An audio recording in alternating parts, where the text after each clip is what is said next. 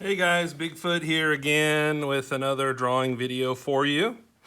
So spring has sprung. My gosh, it is beautiful in Southern California where our home studio is.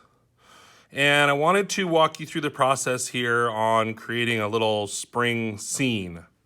A happy, healthy little spring scene that's a lot of fun. And the way that this came together was I was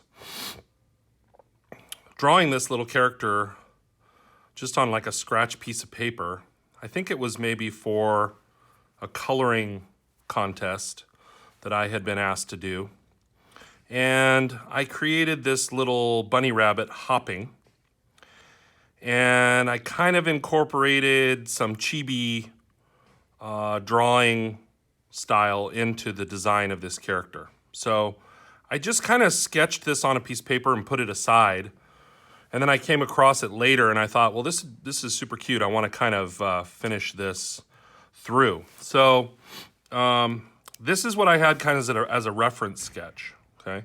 I'm going to show you how to put this together and then how to add to it to make a really cute scene, okay? So on a blank piece of paper or with your tablet, you can open up a new layer.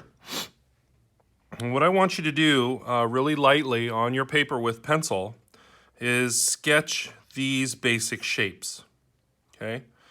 We have sort of a diamond shape here with these ovals sort of looping off the top of it. Couple of more ovals down here at the bottom. And a curved line with another oval shape here. That's the main wireframe for the bunny. Okay, what you didn't see in the sketch is what I'm gonna add to this now. Put an oval over here, leave some space, but put an oval over here. And just kind of this, does that look like an upside down J? I don't know. A 7 with a line at the bottom of it, whatever you'd like to call it. Okay, so go ahead, maybe press pause now and draw these basic shapes lightly onto your layer or your paper. Okay, so what we're gonna do with these is we're gonna, over the top, so on another layer on your tablet or just with your pencil, we're gonna create these 3 characters right over the top of those shapes, okay? For the bunny, you can see the triangle shape there forms the head and those ovals form the ears. The 2 ovals on the bottom will form the feet and then the body and the tail. Now on the sketch, I had an arm on the bunny, which looked okay, but something about it was kind of distracting me. So on this version, his little arms might be tucked in front of him. We don't see him. Okay. So this is the simple construction of 3 characters drawn right on top of the wireframe. The basic lines and shapes to map out your drawing, okay? So we started with this, and I want you to click pause now and draw these characters right on top of those basic shapes. Okay, so now we have our characters in place, and I created a layer down underneath the black line, what I call the black line or the ink layer, which is what we're looking at now. And that's where I did my color, okay? So if I get rid of the wireframe, we can kind of see a very cute little springtime scene, okay? Now, what did I do? You can see how the colors went in. The black line creates kind of a coloring book. And then you just create a layer underneath if you're digital, or you can color after you Sharpie. You can color with colored pencils or markers or even watercolor paint, okay? So these 3 characters buzzing, flapping, hopping along in a happy springtime setting. Just some easy little green ground here with a little shadow.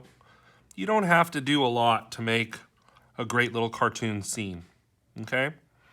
And before I move forward, I'd like to kind of show you that I used gray to kind of shade and texture the bunny a little bit, shadow and shade the bunny. Two different pinks to just make the pink look a little bit more colorful and shaded. Notice the two blues on the bird, adding a little bit of feather texture in there just to make it look a little bit more interesting.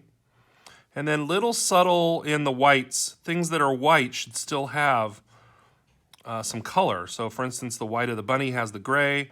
The white of the wings has just some little light blue coloring there, and also in the eyes, okay? So this is a really cute little springtime scene that you can put together.